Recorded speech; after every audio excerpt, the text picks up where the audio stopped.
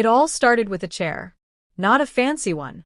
Just a worn, brown recliner tucked beside the window in Gloria's living room. For over 3 years, it had not been used for sitting. Instead, the chair held a quiet mountain of belongings. A folded jacket, unread mail, a faded scarf from last winter, a church program, a shoebox with unknown contents. At the very bottom, out of sight, was an old photo album. The chair wasn't just cluttered. It had become a resting place for postponed decisions. That morning, Gloria stood in front of it and felt a wave of frustration and fatigue. The chair was no longer offering rest. It was holding on to yesterday. She walked slowly around the room, her eyes catching other signs. A table stacked with magazines.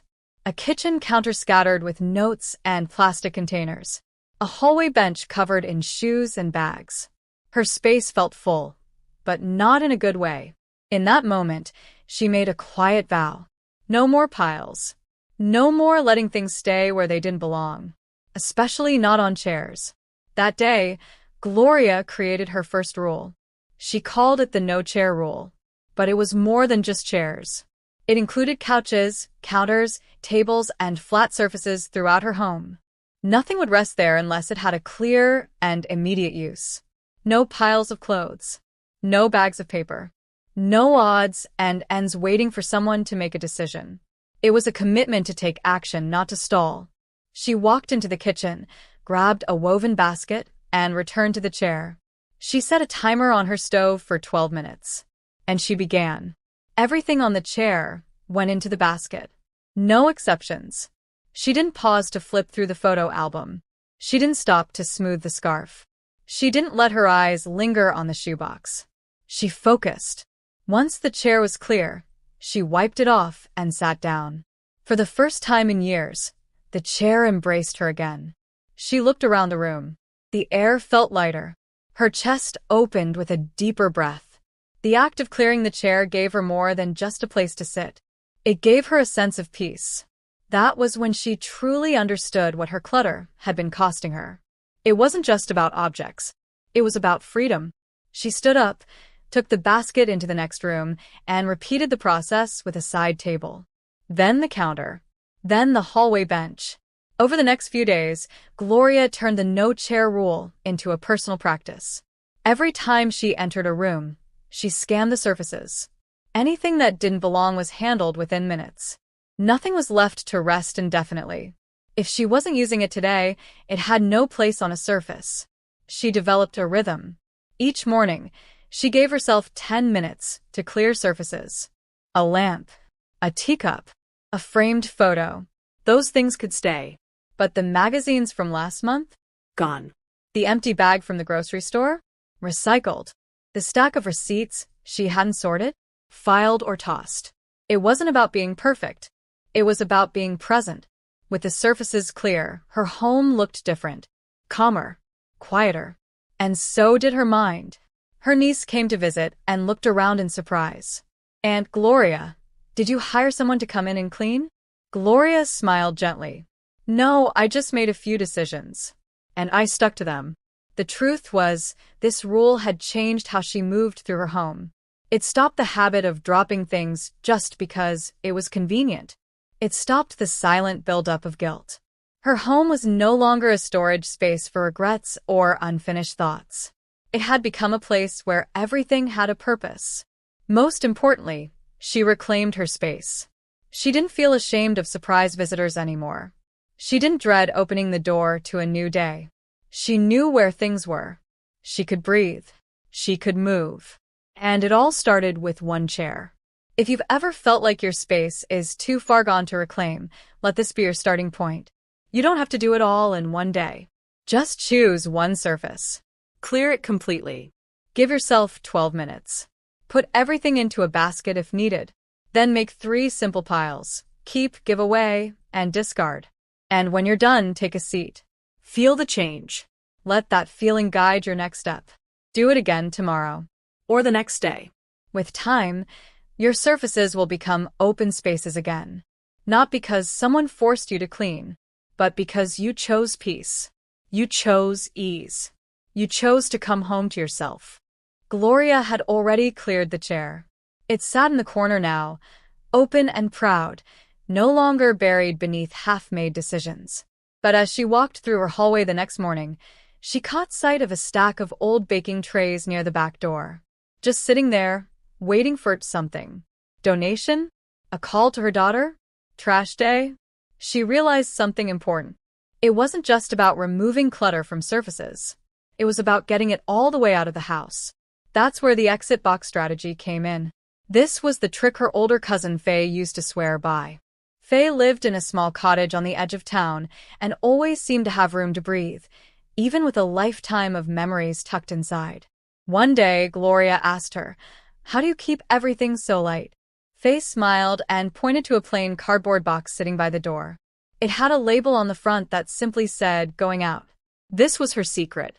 Any time she found something she no longer needed, extra pots, worn shoes, duplicate dish towels, it didn't get set on a chair or a table to deal with later. It went straight into the exit box. No hesitation. No wandering around the house wondering where to put it. The rule was simple. The exit box is always open and always waiting. Here's why this works. Seniors often struggle with where to put items that no longer serve them. They don't want to throw things away immediately, but they're not using them either. So the stuff lingers. It ends up shifting from one surface to another, waiting for someone to decide. But wise women create a decision zone. A designated space where items go when their time in the home is done. The exit box is that space. It's not emotional.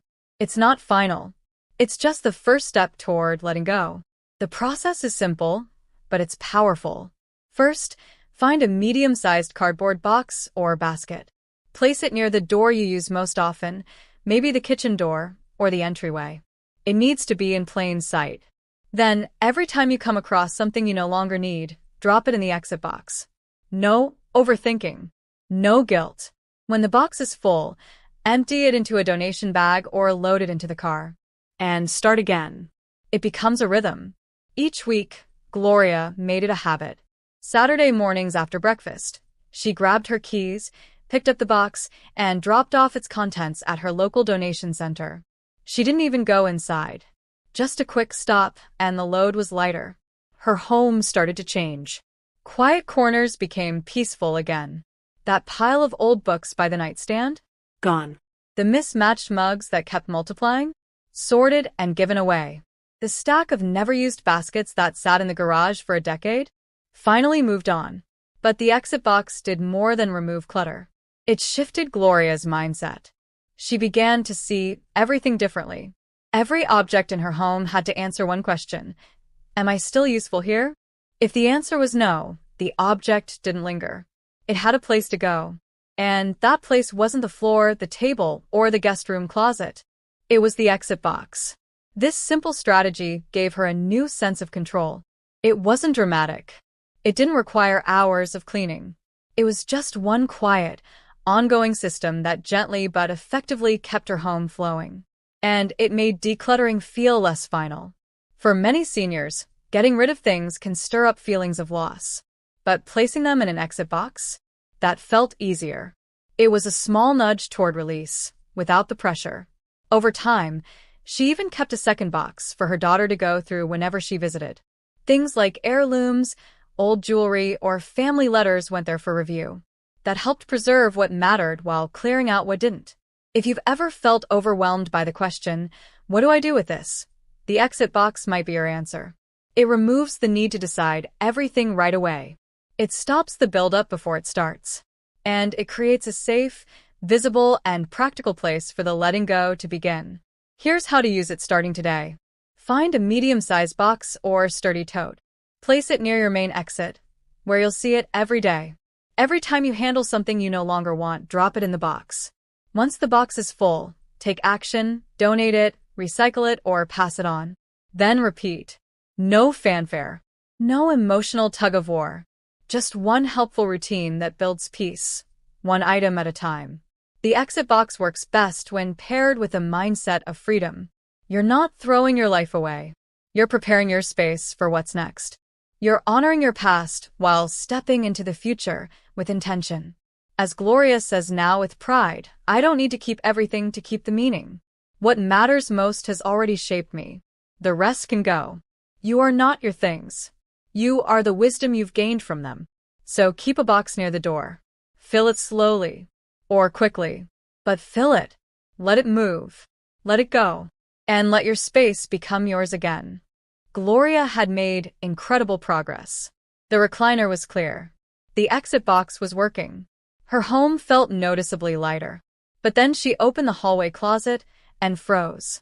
Inside were items she hadn't seen in years. Coats she didn't wear. Bins filled with cords and buttons and dusty craft supplies. A broken umbrella. Half-wrapped gifts from 2 Christmases ago. The closet was chaos. And worse than that, it was unmade decisions stacked in silence. This was where most people stop. They tidy surfaces, yes. They donate a few things. But closets, drawers, and garages? Those are the real test. That's where the 4-box method came in. But Gloria didn't use it the traditional way. She added a twist. Instead of using 4 physical boxes, which took up too much room, she used 4 decisions. And she used her body as the sorting tool. Standing in the hallway with a tote bag at her feet, Gloria named the 4 categories out loud. Keep. Give away. Trash. Relocate. That's it. She pulled out one item at a time. A worn scarf. Give away. A basket of tangled ribbon. Trash. An old recipe box. Keep. A box of light bulbs. Relocate to the utility drawer. There was no sitting down to decide later. No pile building. No guilt. Each object got handled once and placed with intention. She held it. She decided. She moved on. The hallway floor was her sorting zone. Her tote bag held things to keep. A large trash bag waited nearby. A second bag for donations leaned against the door. The power of this method wasn't in the boxes. It was in the momentum. Here's why it worked. Most people struggle to declutter because they create secondary clutter while trying. They make new piles. They delay decisions. They plan to sort later, but later rarely comes. The 4-box method with a twist stops that pattern. It forces real-time decisions. It removes the space for hesitation. It creates movement. And movement is what decluttering needs most. It also gives your mind a script. When Gloria picked something up, she didn't just stare at it. She asked the same question over and over. Do I use, love, or need this? If yes, it went into the keep pile. If no, then she asked, would someone else benefit from this? If yes, it went into the giveaway pile. If not useful or usable, it went into the trash. And if it belonged somewhere else entirely, like the kitchen, the laundry room, or the car, it went in the relocate bag. Simple. Fluid. No room for maybe. One morning, she tackled a drawer in the guest room. She gave herself 15 minutes. In that short time, she emptied the drawer, made 4 fast decisions for each item, and had the drawer organized again before her tea cooled. It was empowering. She no longer needed an entire afternoon to make progress. She just needed a system, a rhythm, a way to stay honest with herself. If you want to try this method, here's how to begin. Choose a small area, a drawer, a cabinet, a corner of a closet. Lay out your 4 decision zones, either with bags, baskets, or simple labels. Pick up one item at a time and ask, do I use, love, or need this? Sort into keep, give away, trash, or relocate immediately. Continue until the area is empty. Put the keep items back in an intentional way. Take the other bags where they need to go right away. No lingering. No second-guessing. No delay. Gloria kept these words written on a note card near her kitchen. One touch. One choice. One direction. She said it aloud each time she felt stuck. She even shared the system with her neighbor, who admitted she hadn't opened her hallway cabinet in 2 years. The next week, they did it together. In 30 minutes, the space transformed. It had held school papers, expired coupons, cords for gadgets that didn't exist anymore. It had also held stress. But when it was cleared, it felt like they both could breathe again. Here's the truth. Clutter doesn't just take up space in your home. It takes up space in your mind. When you make decisions faster, with a simple system, you reclaim your clarity. And you build confidence. You stop asking, "What do I do with this?" And instead you say, "I know what to do." That small shift changes everything. There's something powerful about being the one who decides. Not just what stays or goes, but how you feel in your home. When you start using this method, you'll notice a ripple effect. You'll begin sorting conversations in your mind more clearly. You'll stop holding on to things that no longer fit, physically and emotionally. You'll begin to let go. And you'll do it on your own terms. Just like Gloria. Gloria had made steady progress. Her chair was clear. Her exit box was working. The 4-box method had given her confidence. But one area still bothered her every day. The hallway. It was the narrow path between her bedroom, the bathroom, and the kitchen. The main artery of her home. Yet it was always filled with little obstacles, an umbrella leaning against the wall, a laundry basket half full, 2 pairs of shoes from a week ago, a reusable shopping bag. She kept meaning to return to the car. None of it seemed serious. None of it seemed like a problem. But every day, those small things slowed her down. They disrupted the flow. It wasn't until she tripped over one of the shoes late at night that she had a wake-up moment. She sat on the edge of the bed and whispered to herself, "This hallway is trying to tell me something." It wasn't just about physical safety. It was about clarity, energy, the power of open space. So Gloria added a new rule to her journey. Clear the hallway completely. No storage. No waiting spots. No parking zones. Nothing except what was meant to be there. She called it the hallway purge. It started the next morning. Armed with a broom and a small laundry basket, Gloria walked through her hallway like a detective. She removed everything that didn't belong. The shoes went to the bedroom closet. The umbrella returned to the front entry stand. The shopping bag was placed in the car where it belonged. A coat hanging on a doorknob got folded and hung up properly. A few old newspapers, recycled immediately. By the time she was done, the hallway looked plain, but it felt powerful. Something happened when she cleared that narrow space. Her thoughts started moving more smoothly. Her feet no longer hesitated with every step. There was nothing to maneuver around, nothing to ignore or pretend not to see. Just space. And space, she realized, was a form of permission. Permission to move freely. Permission to think clearly. Permission to start the day without obstacles. Over the next few days, she noticed how often she had let the hallway become a temporary storage zone. A place to drop things for later. A place where she avoided decisions. But the hallway wasn't supposed to carry that weight. It was supposed to be a path. So Gloria made it sacred. No more using the hallway as a table. No more setting things down for just a moment. If it didn't have a purpose, it didn't belong. And each night before bed, she made it part of her routine. A quick glance. A gentle sweep. If anything had wandered into the hallway, she returned it home. Why does this trick matter so much? Because your hallway is a reflection of your mental clarity.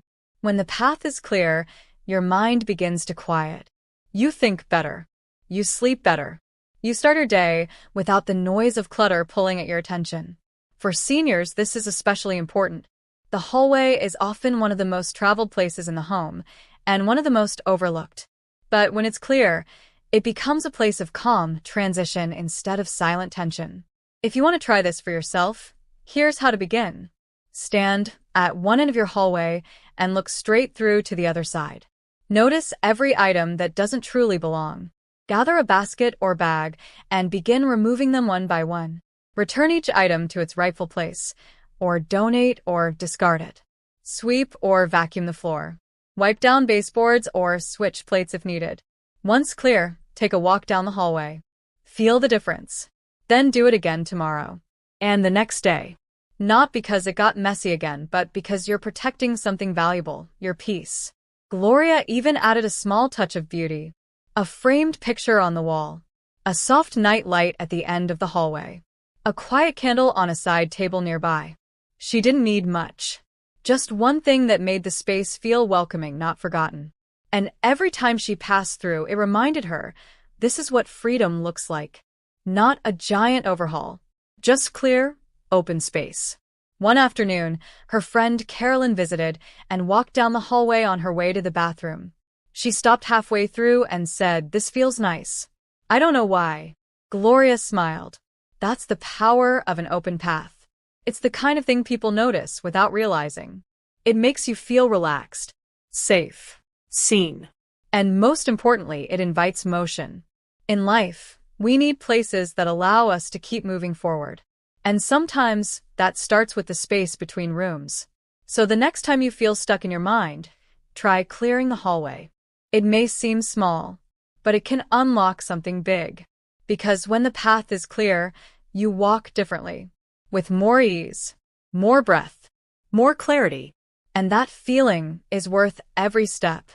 One of Gloria's biggest revelations came on a rainy Tuesday morning. She was sitting at her kitchen table, sipping tea, when she looked over at the basket she had used to clear her recliner weeks ago. The same basket now sat under a side table, full again. Scarves, notepads, receipts, unopened mail. It seemed clutter had crept back in. She felt a familiar weight in her chest. I already did this, she thought. Why is it back? But she didn't let the frustration win. Instead, she tried something new. Something she had once seen on a television program years ago, but had never applied to her real life. She grabbed her phone, set the timer for 12 minutes, and stood up. Here was her rule. No stopping, no sitting, no side conversations with herself. Just sort and move. The basket was her starting point. In the first 5 minutes, she emptied the entire thing onto the table.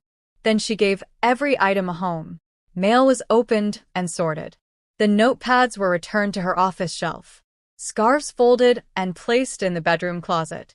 Then she turned to the kitchen counter. That took another 4 minutes. She tossed expired coupons, wiped down a tray, and put 2 teacups into the dishwasher. With 3 minutes left, she tackled the junk drawer. Receipts, trashed. Rubber bands, placed in a small container. Pens, tested and sorted. A mystery key, set aside with a note to ask her daughter. The timer went off just as she closed the drawer. 12 minutes. And yet, it changed everything. Not because the entire house was now decluttered, but because she felt powerful. She had interrupted the cycle. She had made decisions quickly. She had created movement instead of letting things pile up again. Gloria added this trick to her weekly rhythm. She called it the 12-minute power sort. Once a day, when the house was quiet, she gave herself a 12-minute sprint. She didn't aim for perfection. She aimed for motion. Here's why this trick works, especially for seniors. Many people avoid decluttering because they think it requires a full day or hours of energy they don't have. But 12 minutes? Anyone can do that. It creates momentum. It removes the need to plan. It turns decluttering into a habit, not a chore. And over time, it keeps things from ever building up again. Want to try it? Here's your step-by-step. Choose a small zone, 1 basket, 1 drawer, 1 table, or 1 shelf. Set a timer for exactly 12 minutes. Start with what's visible, move quickly, don't overthink. Handle each item once. Put it away, toss it, or donate it. If the timer rings before you finish, stop anyway. Celebrate the progress. Because it's not about finishing. It's about forming the habit. And habits build homes that breathe. After a week of using the power sort, Gloria noticed she had more time in her mornings. She wasn't constantly moving piles from one place to another. Her brain felt less foggy. She wasn't asking, "Where did I put that?" as often. She was regaining trust in herself. She was becoming someone who handled things quickly, calmly, and consistently. So often, we think transformation needs to be dramatic. But sometimes it's just 12 quiet minutes with a basket and a timer. That's the trick. That's the magic. You don't have to wait for the perfect day or the perfect mood. You just have to begin. And begin again tomorrow. Every home has a drawer, a box, or a shelf filled with the past. For Gloria, it was an old wooden trunk at the foot of her bed. It held years of memories, letters, photographs, cards, baby shoes, funeral programs, faded ticket stubs, and birthday ribbons. Each time she opened the lid, she froze. The memories felt too heavy to sort, so she avoided it for years. But as her home began to open and breathe with each trick she used, the presence of the trunk started to feel less comforting and more burdensome. Not because she didn't value the memories, but because she wasn't engaging with them. She was hoarding them like they might disappear without her watch. That's when she came up with the idea for Sentimental Sunday. One Sunday afternoon, Gloria made a cup of herbal tea, grabbed a small tray table, and pulled the trunk into the light. She didn't aim to finish. She just promised herself 30 minutes. Her only rule? Handle each item with love and choose one of 3 actions. Keep with purpose, something to display, preserve, or use meaningfully. Photograph and release. Take a picture, then let it go. Let go with thanks. Thank the item for what it meant, then donate or discard. The first item she held was a birthday card from her sister, written 20 years ago. She smiled at the handwriting, took a deep breath, and read the message. Then she took a photo and placed the card gently in the release pile. She whispered, "I've kept the love. I don't need the paper." That became her rhythm. One letter, one prayer, one memory. She didn't rush. She didn't force anything. When the 30 minutes ended, she stood up, stretched her legs, and closed the lid. But the weight in her chest had shifted. Each Sunday, she returned to the trunk. Sometimes she only handled 5 items. Sometimes 15. Each session brought more clarity. She kept a small memory box under her bed with the items she truly loved. Pictures of her children, her wedding handkerchief, her mother's recipe card in delicate cursive. The rest? Let go. Why does this work? Because it gives space for emotions without allowing clutter to stay unchecked. Seniors often hold onto items out of guilt or fear. Fear that forgetting an object means forgetting a person. But Gloria discovered something freeing. The memory lives in you, not in the drawer. When you let go of the item, you make room for the story. If you want to begin your own Sentimental Sunday, here's a simple guide. Choose a specific container. 1 box, 1 drawer, 1 folder. Brew something comforting, tea, coffee, or a favorite scent. Set a gentle time limit, 20 to 30 minutes. Use the 3 decisions. Keep with purpose. Photograph and release. Let go with thanks. End your session with a small act of self-kindness, music, prayer, or a short walk. Repeat weekly until the items match your heart, not your storage capacity. One Sunday, Gloria came across a tiny pair of shoes her grandson had worn at his baptism. She held them to her chest, tears gently falling. She didn't need to keep every sock, every drawing, every note. But this, she kept with purpose. She placed them in a shadow box, mounted them on her wall, and wrote a small tag. The shoes that walked my heart. That was the beauty of Sentimental Sunday. Not the release, but the choosing. Not the clearing, but the honoring. She gave each item the attention it deserved, and then chose peace. Gloria's kitchen was once the heart of her home. It held the scent of Sunday dinners, the sounds of laughter, and the rhythm of morning routines. But over the years, it had become something else entirely. Too many mugs, duplicate utensils, pans that hadn't been touched since the early 2000s, shelves stuffed with mismatched plastic containers, many without lids, and drawers that resisted opening, swollen with things she didn't need anymore. The clutter had stolen the joy. She had all the tools, but rarely cooked. Until one afternoon, standing in the middle of her kitchen, Gloria asked herself one simple question. What do I actually use in here? That's when she created the kitchen rule of 10. The rule was simple. Every drawer, every cabinet, every category, 10 items or fewer. 10 plates, 10 forks, 10 cups, 10 food containers, 10 pantry staples she actually used. If it wasn't used regularly, it didn't stay. Not because it was bad, but because it was in the way. She started with her mug shelf. There were 23 mugs. She picked her favorite 10, the ones she used for tea, coffee, or guests. The rest? Donated. It felt extreme at first, but freeing. No more clutter falling out when she reached for 1 cup. Then she moved to her silverware drawer. 33 forks, 22 knives, 30 spoons. She kept 10 of each. Next, mixing bowls, 7 plastic, 5 glass, 3 metal. She chose 10 total. By the end of the week, every part of her kitchen had been touched by the rule of 10. Here's why it worked so well. It gave her a clear boundary. She no longer had to guess or debate. If she had 11 of something, she had one too many. If she wanted to buy something new, something old had to go. It made maintenance easy and obvious. And for seniors, that's powerful. A simplified kitchen means fewer things to wash, fewer choices to overwhelm, less time standing and searching, more joy in cooking, more ease in cleaning, more space to move, breathe, and create.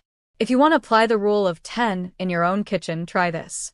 Choose one category per day. Start with cups, plates, or food containers. Count what you own. Be honest.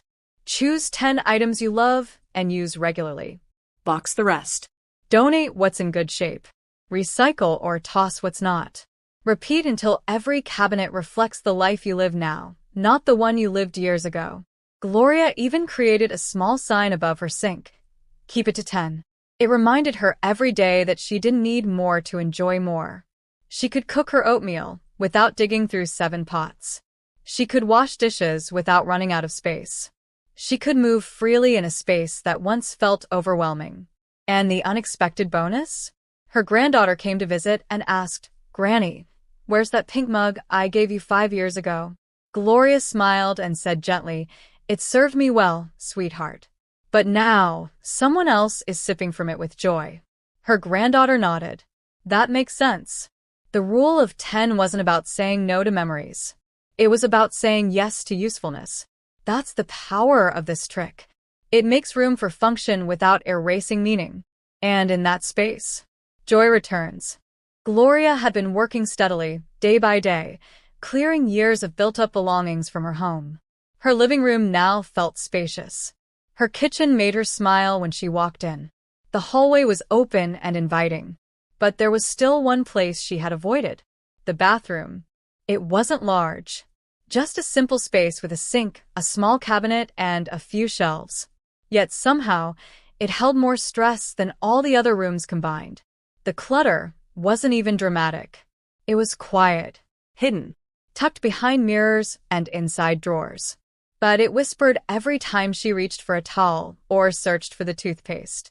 Old makeup, expired medication, lotion bottles she hadn't used in years, hotel soaps she kept for guests who no longer came. All of it adding to a slow and subtle sense of heaviness. One Saturday morning, Gloria stood at the bathroom door with her coffee in hand and said softly to herself, "Today is the day." She started small. One drawer. She pulled everything out and laid it on the countertop. A tube of lip balm she hadn't seen in months. 3 nail clippers. 5 nearly empty toothpaste tubes. A bottle of face wash she had tried once and didn't like.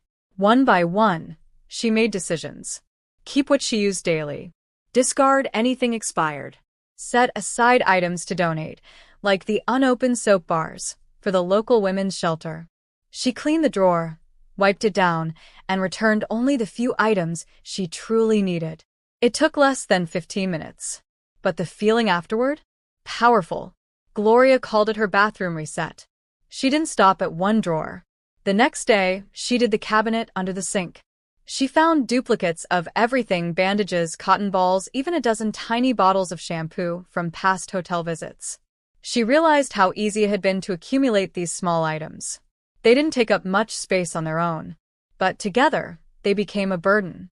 So she set a new rule: nothing stays in this room unless it's used weekly or is essential for emergencies. This eliminated the guesswork. She didn't need 5 kinds of hand cream. She didn't need samples she was never going to try. She didn't need packaging that made the cabinet look fuller than it was. She created space, not by adding organizers, but by subtracting what didn't serve her. And suddenly, she had room to breathe. The bathroom reset isn't just about cleanliness. It's about reclaiming clarity in one of the most personal spaces in your home. You begin and end your day in that room. And whether you realize it or not, it influences your energy. A cluttered bathroom can make you feel rushed, disorganized, even defeated before the day has begun. But a clean, clear bathroom? That feels like self-respect. It reminds you that you are cared for, that you are worth the extra 5 minutes to make your space reflect peace. Here's how to try the bathroom reset in your own home. Pick just one drawer, shelf, or cabinet to begin. Empty it completely. Wipe it down. Make it clean and fresh. Sort through each item. Ask. Do I use this every week? Is it still good? Do I actually like it? Keep only what you use and love. Toss anything expired, broken, or never used. Donate unopened extras to a shelter, clinic, or pantry. Repeat this process slowly, one drawer or shelf at a time. When you're finished, step back and breathe in the difference. You don't need to spend money on new containers. You just need less stuff. The calm you'll feel each time you brush your teeth or wash your face will surprise you. Gloria even lit a small candle that evening after she finished. Not because she was expecting company, but because she realized she was the guest. She deserved beauty, cleanliness, Peace. A few days later, her neighbor asked for advice about tackling her own clutter. Gloria smiled and said, "Start with your bathroom." The neighbor looked surprised, but Gloria explained, "It's a small space. You'll finish quickly. And the sense of success you'll feel will carry you into the next project with confidence." That's the secret. Start small. Finish strong. Decluttering isn't just for show. It's for your spirit. And even the smallest room can offer a major shift. So tonight, take a peek under the sink. Open one drawer. Toss what's expired. Keep what supports you. And let that be the reset your entire home has been waiting for. Because even in the quietest corners, transformation begins with one choice. Gloria stood in front of the tall shelf in her bedroom. It had 5 wide levels, each filled from end to end. Books, candles, framed pictures, figurines, hair products, loose papers, and boxes of who knows what. It wasn't messy. Everything was in its place. But it was full. Too full. And she could feel it. Her eyes never rested when they passed that shelf. Her mind never felt calm when she stood near it. It was visual noise. A quiet clutter that drained her energy without saying a word. One afternoon, she pulled out a chair, sat across from it, and stared at it for a while. Then she made a decision. Each shelf would hold no more than 5 things.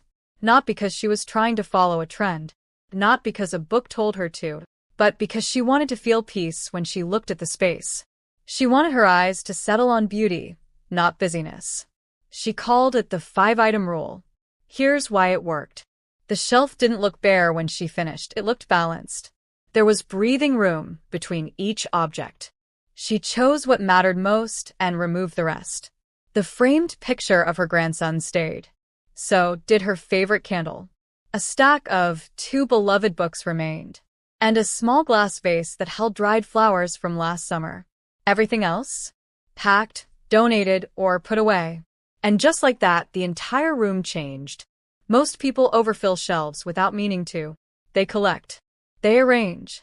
They try to make everything fit. But fullness doesn't always feel good. Sometimes it creates tension. Empty space is not wasted space. It's calming. It's powerful. It invites light, movement, and thought. By limiting each shelf to 5 items, Gloria gave her shelves a new purpose. They became quiet showcases, not storage zones. The 5-item rule isn't strict. It's a guide. You can choose 4 or 6. The number isn't what matters. The idea is to remove excess so that what remains can shine. It's about deciding what deserves your attention. Gloria applied the rules slowly. First in the bedroom, then in the living room. She even used it on her kitchen shelves, keeping only the essentials out, things she used and loved every day. The transformation wasn't loud, but it was profound. If you'd like to try it, here's how to begin. Choose one shelf. Just one. Remove everything from it. Wipe it down. Look at each item and ask, do I use this? Does this make me smile? Is it meaningful right now? Select your top 5 or fewer. Place them back with intention. Leave space between each. Let the shelf breathe. Let your eyes rest. Repeat for other shelves as you feel ready. Don't rush. Let it be slow and satisfying. Gloria found herself smiling every time she passed her bedroom shelf. She would pause, take in the simplicity, the elegance, The ease. it was no longer a dumping ground. It was a resting place for beauty.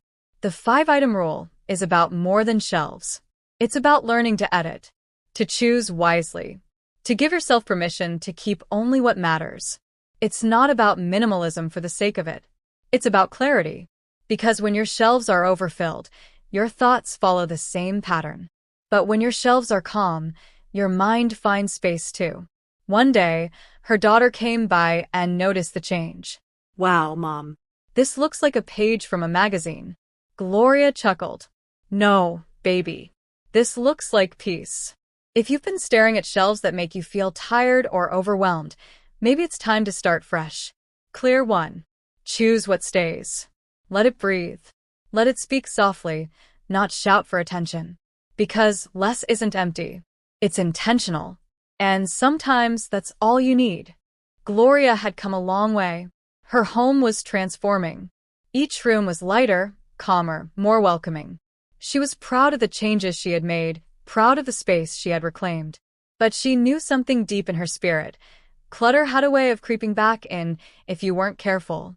All it took was one shopping trip, one birthday gift, one well-meaning neighbor dropping off a bag of hand-me-downs. Suddenly, the baskets were full again. The closet door didn't close. The peaceful shelf looked crowded. That's when she remembered what her late friend Mildred used to say after church. Every time something comes in, something else must go out. It was so simple, but so wise. And so, Gloria adopted the next rule in her decluttering journey. She called it 1 in, 1 out. This wasn't a temporary trick. It was a lifestyle shift. The idea was clear. Anytime a new item entered her home, a shirt, a bowl, a book, she let go of something else in that same category. If she brought home a new pair of shoes, she gave away an older pair she no longer wore. If she was gifted a set of towels, she pulled out the older ones and donated them to the animal shelter. When her daughter bought her a beautiful new purse, Gloria didn't just add it to her growing collection. She picked one of the older bags she hadn't used in years and placed it in her exit box.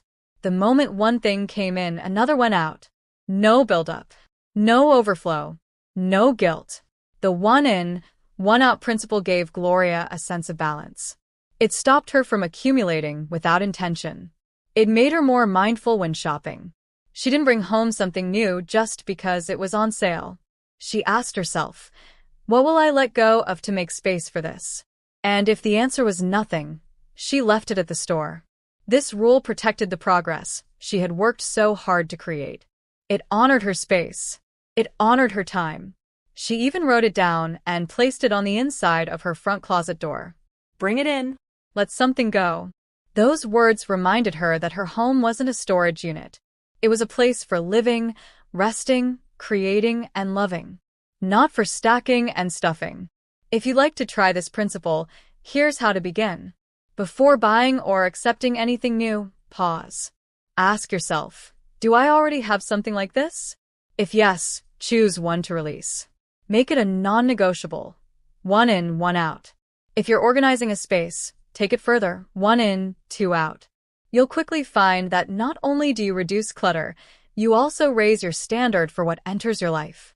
Gloria applied this rule even when it was hard. She once found a beautiful casserole dish at a yard sale. It reminded her of one her mother used to have. She picked it up and smiled at the memory. But before she bought it, she asked herself, what dish will I give away to make space? That moment gave her pause. She realized she didn't actually need another dish. She was chasing a memory, not a need. She gently placed it back on the table and walked away. And she felt powerful doing so. This rule doesn't mean you can't bring new things into your life. It means you do so with intention, with respect for your space, with awareness of your habits, and with commitment to the balance that brings peace. One afternoon, her grandson came to visit. He brought her a new puzzle, knowing how much she loved them. She hugged him, thanked him, and placed the puzzle gently on the counter. Then she walked over to the hall closet, pulled out one of the older puzzles she had already completed, and placed it in her donation bag. He watched her. "Grandma, why are you giving one away?" She smiled. "Because balance keeps my home happy."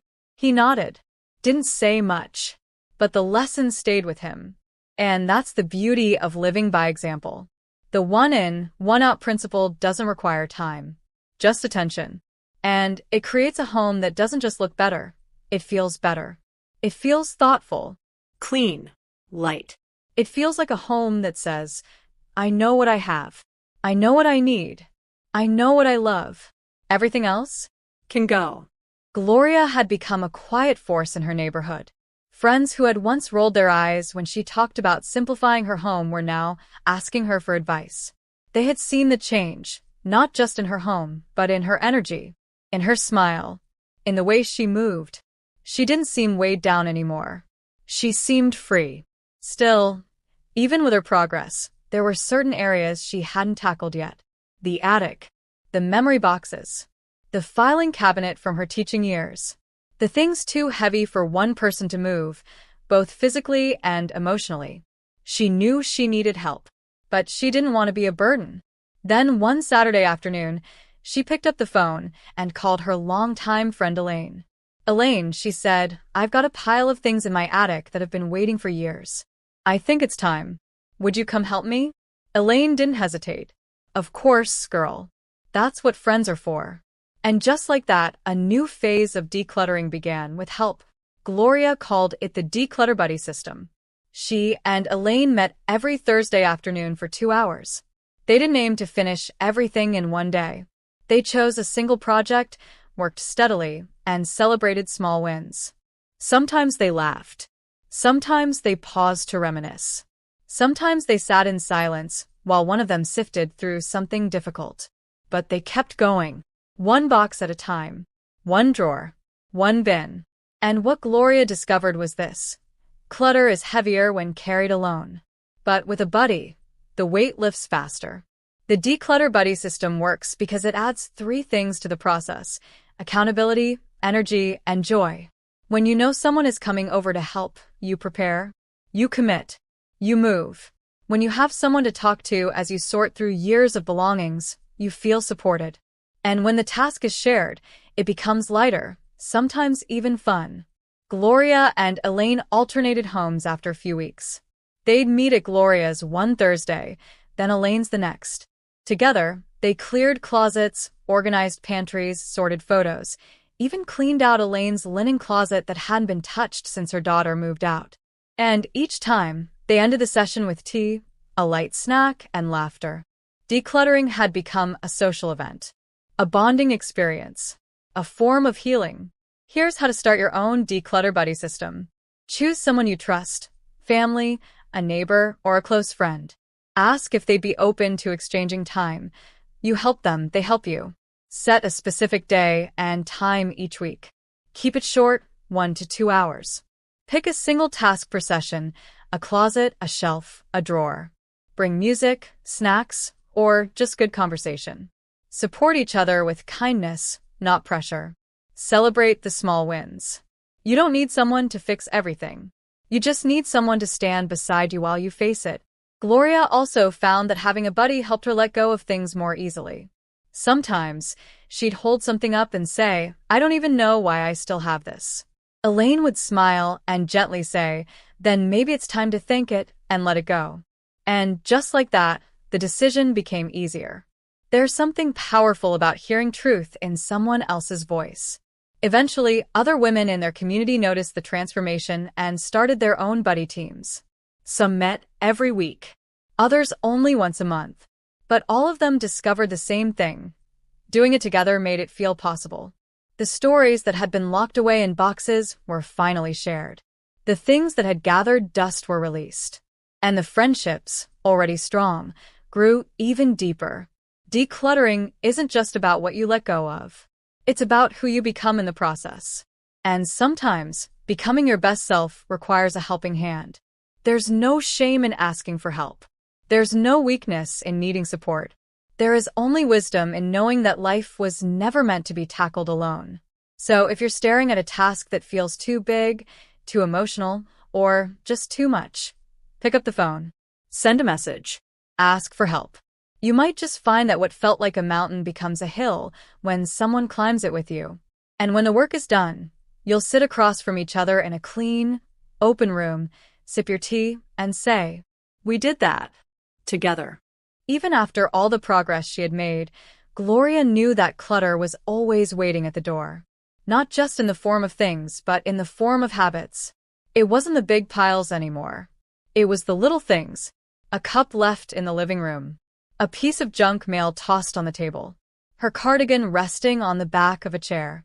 Tiny decisions that, if left unchecked, would slowly grow into the very clutter she had spent months releasing. She didn't want to start over. She didn't want to slip backward. So she created a new ritual. One that would carry her forward. She called it the sunset sweep. It was her final act of the day. A quiet, gentle walk through her home before bed, returning everything to its place, releasing the buildup of the day, and preparing the space and her spirit for rest. The sunset sweep wasn't about perfection. It wasn't about deep cleaning or scrubbing floors. It was about resetting. She would take 15 minutes after dinner. No distractions. No rush. She'd walk through each room, starting in the kitchen. She'd wash that last cup, wipe the table, tuck the towel back where it belonged. Then to the living room, she'd fold the throw blanket, fluff the pillow, pick up the book she left on the armrest. In the bathroom, she'd make sure the towel was hung properly and no stray items were on the counter. In her bedroom, she'd prepare her nightstand, turn down the bed, and sometimes light a candle for a moment of calm. It was a graceful ending to the day. Why did it matter? Because how you end your day determines how you begin the next. A cluttered night leaves you waking up already overwhelmed. But a tidy evening opens the door to clarity, confidence, and comfort. The sunset sweep became Gloria's personal closure. It reminded her she was in control of her environment. It reminded her that peace didn't have to wait until morning.